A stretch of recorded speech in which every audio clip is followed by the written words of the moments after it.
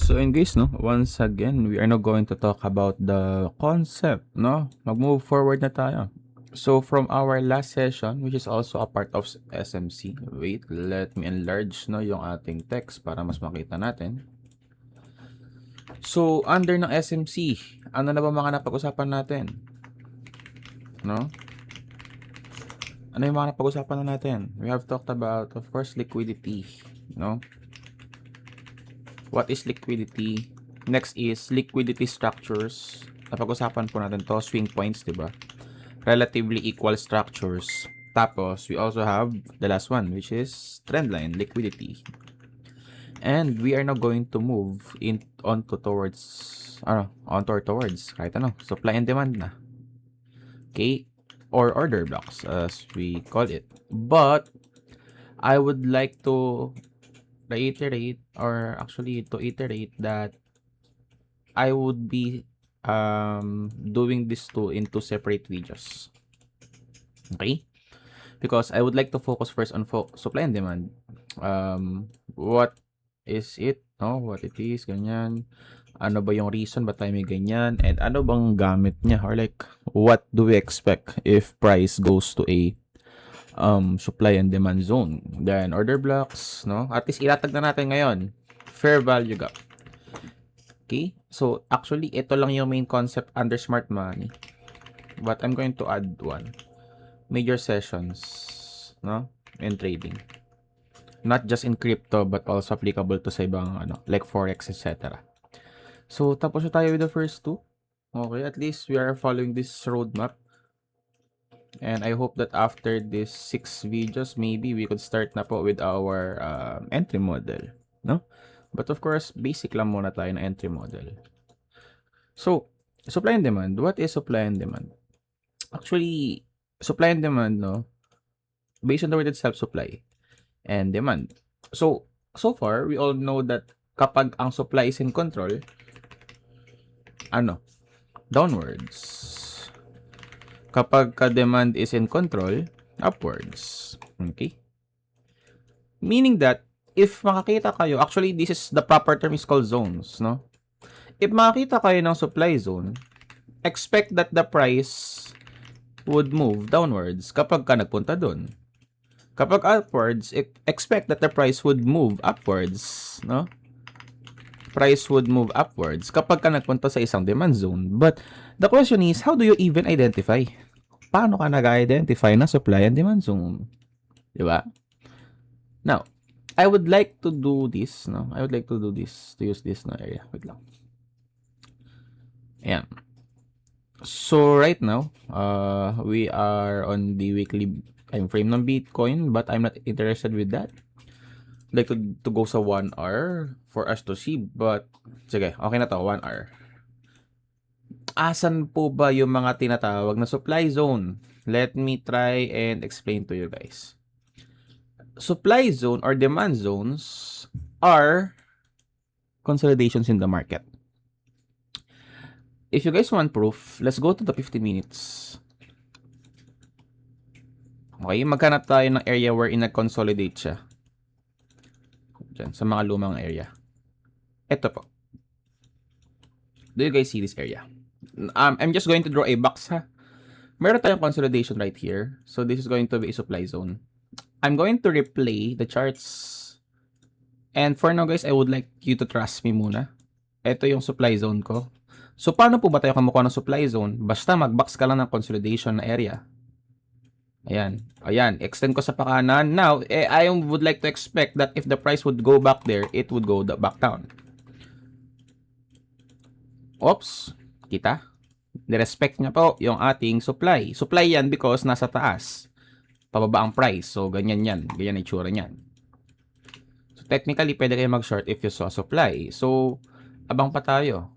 Sa left side, tingnan natin ha. Like, let's read the market. Supply. Basahin lang natin yung market ha. Supply. So, hindi naman need na exact because we are talking about zones. And when we say zone, malaking lugar talaga yan. Nirespect po. Nirespect ang zone. Now, do you guys see this? May consolidation na medyo maliit actually. Like, may maliit. So, like, nag-random siya dito na movement, 'di ba? Ni-respect po. Now, dito, actually medyo malaki-laki tong zone na 'to. Anong ginawa? Malaki ang consolidation, bumalik si market pero ni-respect po, 'di ba? Though dito meron siyang malit na supply zone, tingnan niyo, naggulo-gulo siya dyan sa area na 'yan. Pero hindi na binalikan ni market. But I would like just to say, no, I would like to say that when we have a supply zone, it's just a consolidation in the market. Tingnan niyo 'to. Let's have an example here. Is this a demand zone? Yes, consolidation, right? Let's see what the price would do, ha, if babalik siya dyan sa consolidation na yan. So, kinuha ko lang itong wick. Kita nyo itong wick. So, yan, kinuha ko lang. Basta kumpol ng mga kandila na walang clear structure. Hindi mo alam if downtrend or uptrend. Now, I'm going to explain later bakit nag-work yan as supply or demand zones. Yan. Kita nyo yun, guys, kung anong ginagawa ng market dito. Lumagpas na siya dyan sa demand zone, but kita nyo to, nire-respect niya talaga itong box.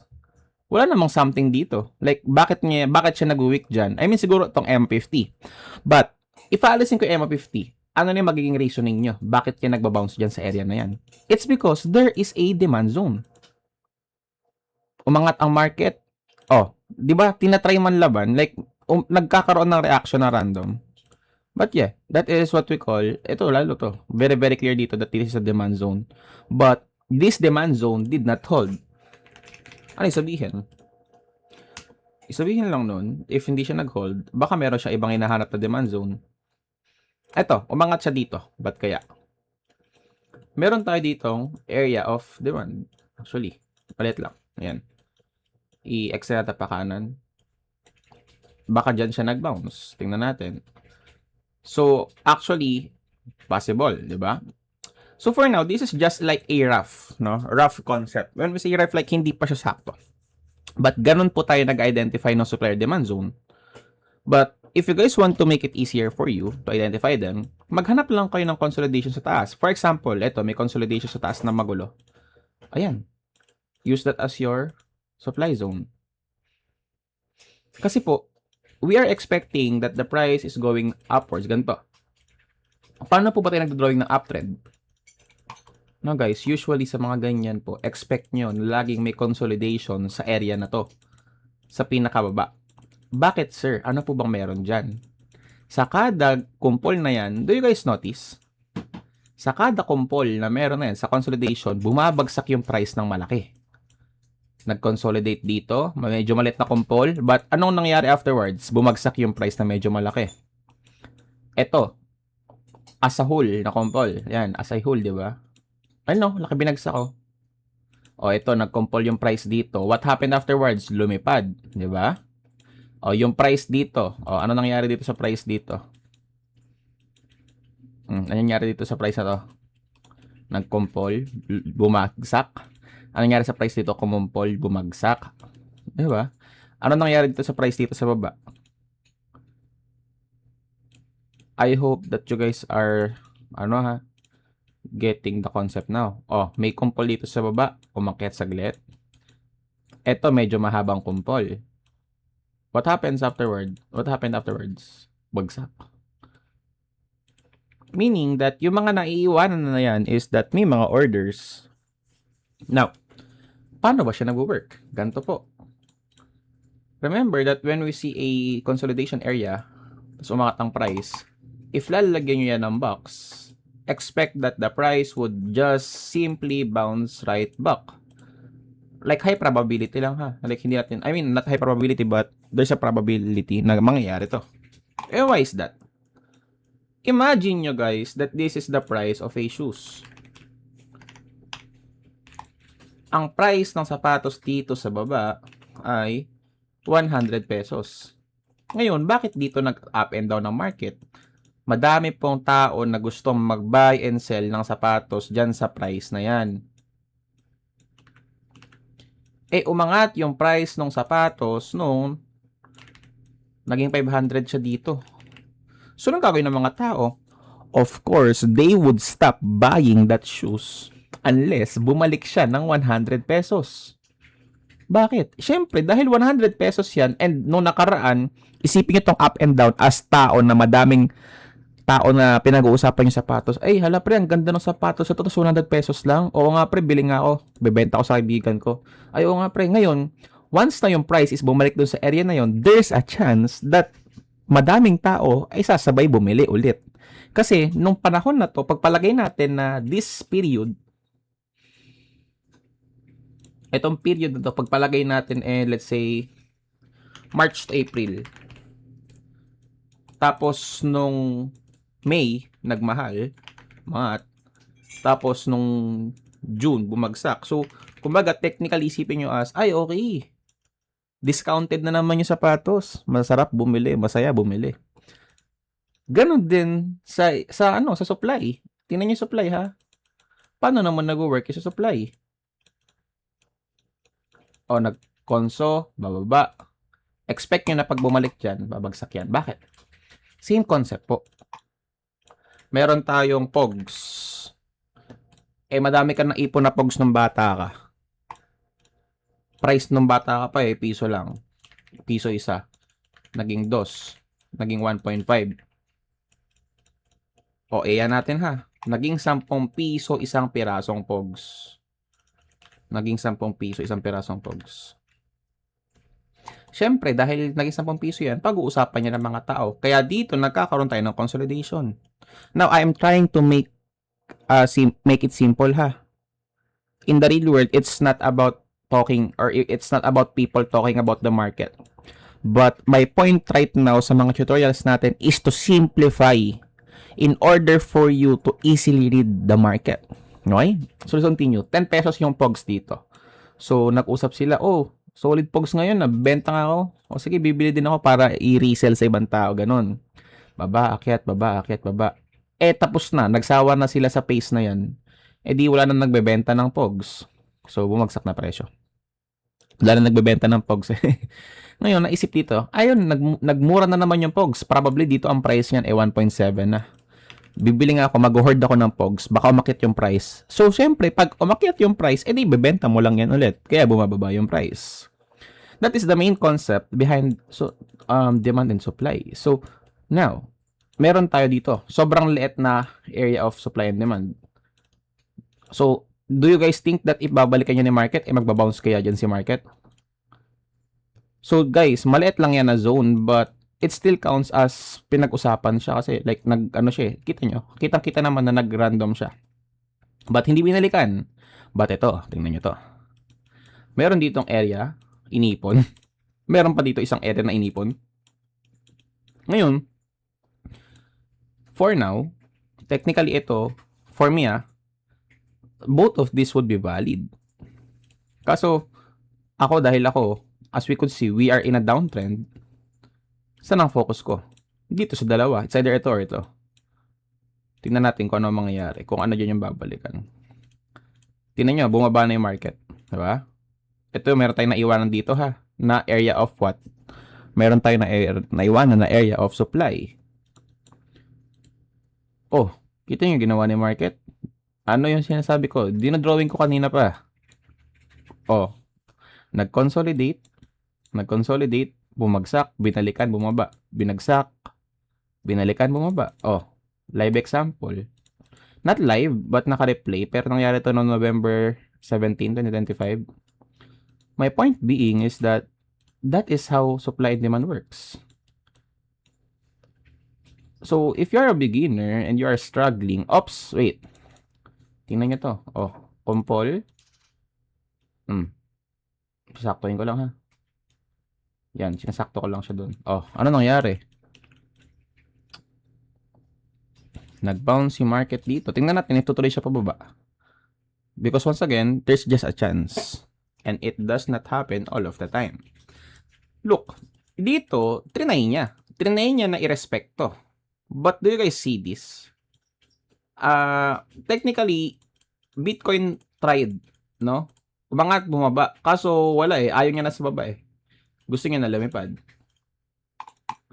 Okay? So, Bitcoin wanted to fly unless hahanap siya ng bagong area of supply. But, let's continue. Oops, bumubuo siya ng bagong supply or demand. Hindi natin alam if supply or demand eh. Kasi, hindi pa naman natin nakikita yung next move niya. Magiging demand yan if aangat yung price.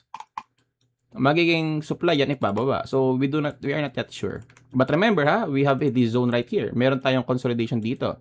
Which is this is a demand. So, ang expectation natin gaganto siya. Diba? Tingnan natin ha. Uy, may reaction, umangat, but hindi niya kinaya. Kita? Tinagos niya lang. But still, we saw this. Nakita natin na, okay, umangat siya kahit saglit. Diba? Umangat siya kahit saglit. This means that yung area ko po na nakita is a valid, what? That is a valid demand zone. Now, obviously, once again, as I said, we are in a downtrend. So, now, downtrend tayo. So, baka pwede ko magamit to area na to. Ayan. Though, Sir Snow, paano ba yung proper way? Kasi hindi ko alam, Sir Snow, ito pababa to. Paano to? Pa-diagonal to, pa-ganyan yan. Ano yung ano ko dyan? Well, my tip to you guys is wala namang perfect TA. So, just try and find out for yourself. What do you think? Yung supply. Kasi kung ako yan, buo to. Buo yan, kukunin ko supply. Pwede. Do you guys see kung paano nag-react ako? Kinuha ko itong buo kasi nga, ito yung umangat dito. Tapos nag-run. Actually, downtrend to technically, but in a way, if isipin nyo siya, para siyang compol kasi magulo yung market nyo dyan.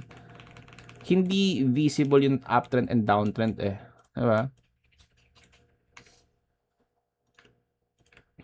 So, now. May ano ba to sa keyboard settings? Hindi ko nakakontrol Z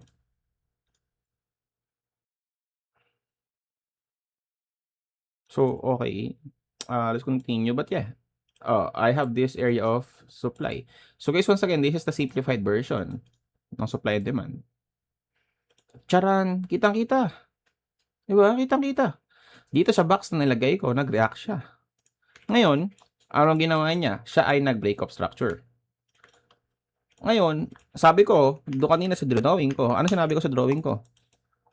Kada break of structure ay nag-iiwan yan ng supply or demand. So, nag-break of structure. Diba? Dito. Bago tayo nagkaroon ng break of structure, bumaba. Magkukumpal yan, tapos angat. Tingnan nyo, usually lahat ng valid na supply and demand, okay? Is nagbe-build muna ng ganun. Tingnan nyo po ito, ha? Let me show you guys. Let's start with this part. So, downtrend tayo. Ano nila-expect natin? Magkaroon ng break of structure sa baba. So, expect that the price would do this and then bagsak. Nagsisimula na siya So, random man lang yan. Okay, bumagsak. Hanapin natin ngayon saan siya bababa para bumuo ulit ng kumpol. So, ganun. Expectation natin ganito. Hindi ko alam kung saan na area siya maggagawa ng kumpol, but ganito gagawin niya. Tapos magbi-BOS na naman siya. Okay, magbi-break up structure na naman yan. But hindi natin alam once again kung saan. Okay. Tumuloy pa siya ng sobra ilalim. Kaso ito, bumaba na siya dito Bakit kaya? Okay, umangat pa siya. Ayan, gumagawa siya ng kumpol, di ba? So ngayon na gumagawa siya ng kumpol, expect natin that itatry niya to na sirain.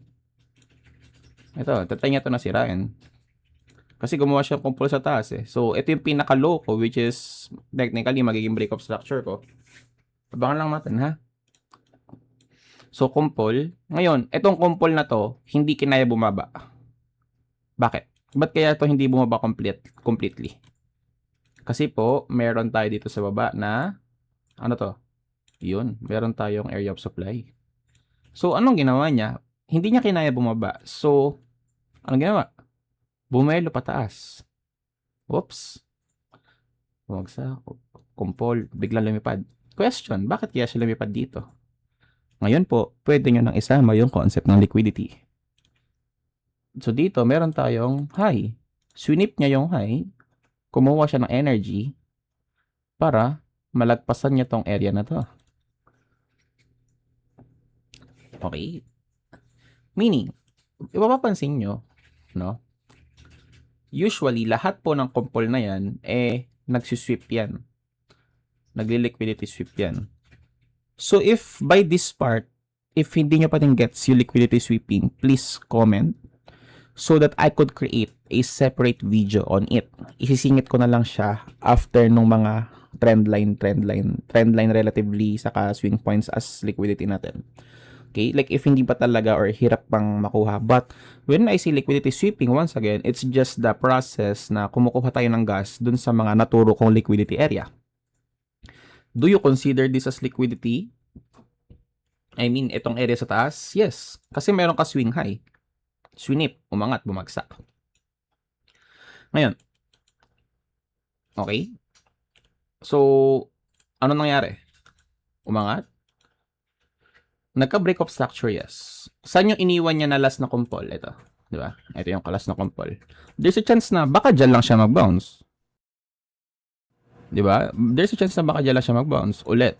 Tingnan natin. Or, dito. Actually, dyan, sa area na yan. Or baka dito sa, itong consolidation na to. Hindi natin alam. Basta, ang goal, mag-break of structure siya ulit. Kasi downtrend tayo. Diba? Diba? Ano guys? So dito, hindi siya dito nag-base. Dito siya nag-base sa mas malaking kumpol na to. Okay? Dito siya nag-base sa mas malaking kumpol na to. Kaya siya bumagsak. O, nag-break of structure. Expect nyo na kapag yan ay bumalik, dito, gagawa ulit yan ng ganyan. Tapos magbe-break of structure. Unless, tapos na siya. Unless, aangat na siya. Mag-choke na siya. Mag-change of character na. So, tingnan natin na gumawa siya ng kumpol dun sa baba. Okay. So, wala. Nagtuloy-tuloy na siya pababa.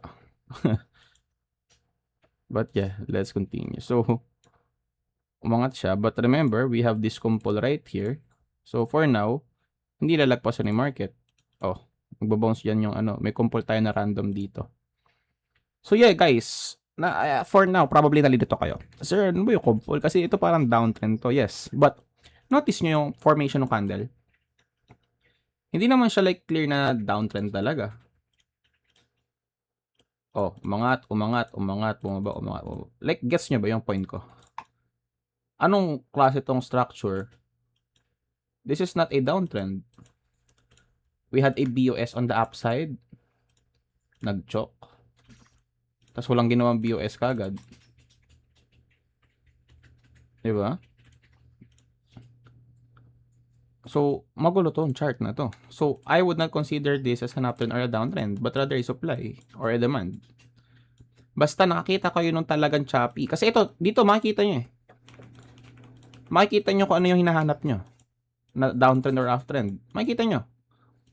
Kahit po na meron kayo mga supply, di ba dito, ayan no, makikita nyo kung ano yung mga break of structures Like, on a larger scale, sa mas malakihang area, kita.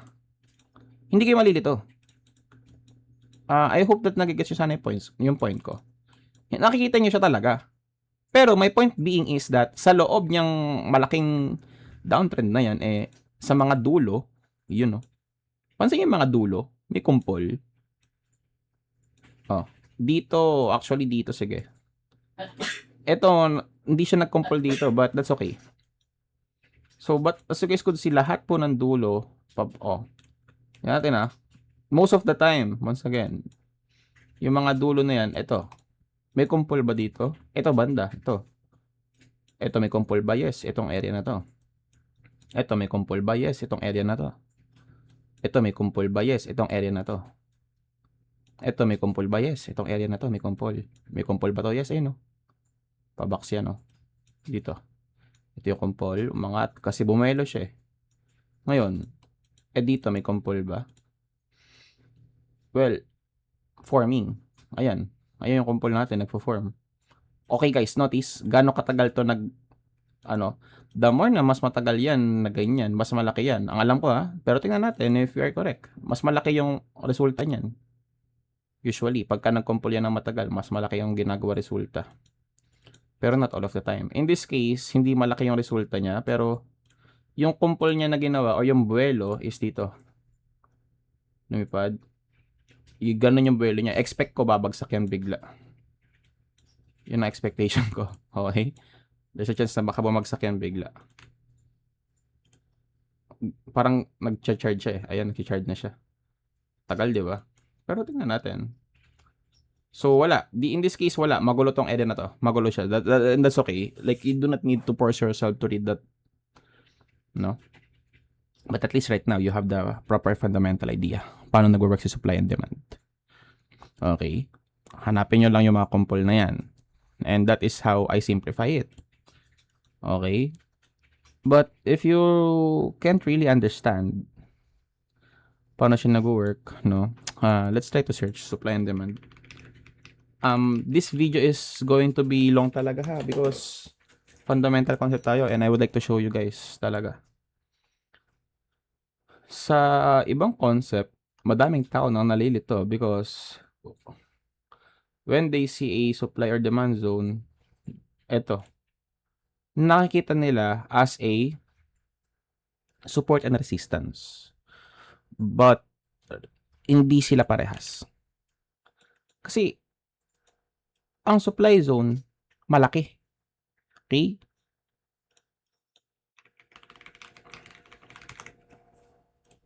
Ang support and resistance most of the time are just lines. Okay, linya lang yan. Unlike sa pinag-uusapan natin, we are talking about a zone. Box. So, if maglalagay ako ng support and resistance dito, saan ba? Pwede dito. Ayan. Diba? Meron ako support dito. Diba? Though, if like gusto ko maging perfect, gagawin kong trend line yan. Like this. Ayan. Diba? If gusto ko maging perfect. Ayan, actually dito yan. Hanggang dito yan. Oh. Yan. Yan yung trend line ko dyan. Oops. Tumago siya saglit pero bumagsak. Pero, so dito trend line to. But, we are not talking about the concept of SMC. Iba po ang context ni SMC, ni Smart Money Concept, kay support and resistance. So, dalawa yun. It's either mamimili kayo. Would you like to use SNR or SND? When we say SND, supply and demand. When we say SNR, support and resistance. So, pwede nyo gamitin both. Paano? In what way? Mag-drawing kayo trend line. Oh. So, trend line. Ask yourselves, bakit kaya nag-bounce dito si market? Ay, alam ko na yan, Sir Snow, may trend line. Okay. So, sa concept ng price action, may trend line. Eh, what about sa context ng SMC or Smart Money Concept? Ano meron? Merong demand. Doon siya tumalbog.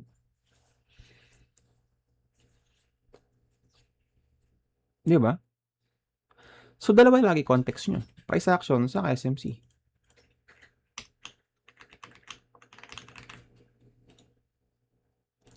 And, meaning that when you read the market, pwede nyo paghalu-haluin. But you do not need to put the trend line.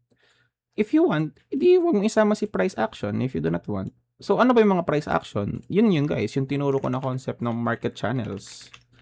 Yan ang price actions natin. Okay? I'm going to rename my vids, by the way, sa YouTube. After this, para mas maano nyo siya. Pati yung market structure, if I remember correctly, that's part of price action. But, that's okay. Siguro market channels na lang lalagyan ko ng price action para mas magets nyo siya. Okay, but yeah. No? If I remember correctly, but yun yung pagkakalala ko na part ng price action. So, let's continue. That is supply and demand. So, ngayon, at least you guys have knowledge na. Punta tayo sa 5 minutes. May papakita ko sa inyo. Okay?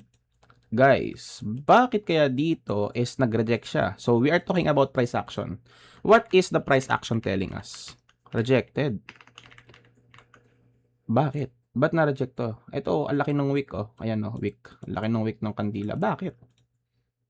Why? Answer natin. Why? Meron tayong area of May demand. Demand zone. Okay po. Ito. Bakit dito, nag-reject? But what do you mean, sir, by nag-reject? Umangat tas bumagsak. Nag-reject, nag-weak. Bakit? Meron tayo. Ano po ang meron? Area of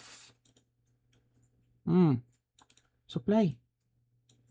Kita nyo, kada reaction, ito, bakit nabuo tong supply na to? Kasi meron ding supply sa kaliwa. So, nag-bounce siya dyan. Ito, bakit hanggang dito lang yan? So, ito, hindi natin makikita to ngayon. Pero silipin natin sa 1 minute. Bakit hanggang dyan lang yan?